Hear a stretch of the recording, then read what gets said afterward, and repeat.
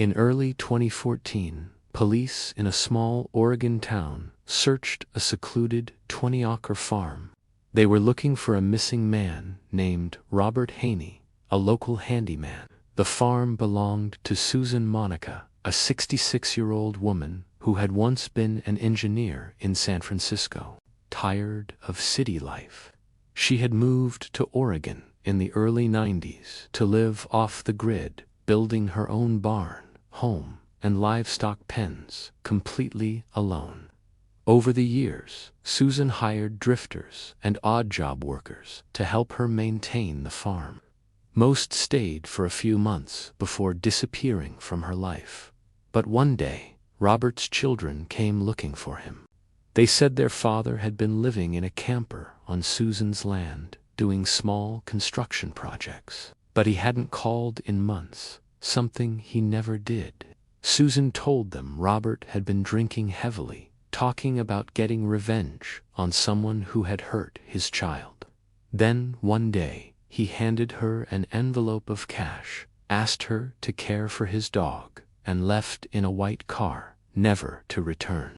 But when Robert's children noticed his tools and belongings still inside his camper, they grew suspicious and reported him missing.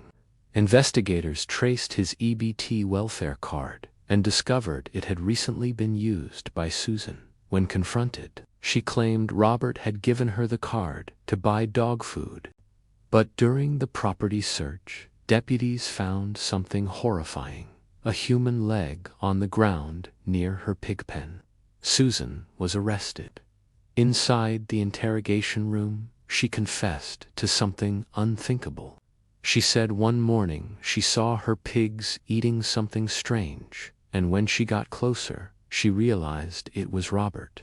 He was still alive, badly mauled, and suffering. Susan claimed she shot him to end his pain, then later gathered what was left of his remains and threw them in the barn. When police pressed her further, she drew a map, marking an X and saying, "You'll find Stephen there." Stephen Delicino was another worker who'd vanished 2 years earlier. Susan said he'd fallen into the pig pen after an argument, and the pigs had eaten him too. In 2015, Susan Monica was convicted of murdering both men and sentenced to 50 years in prison.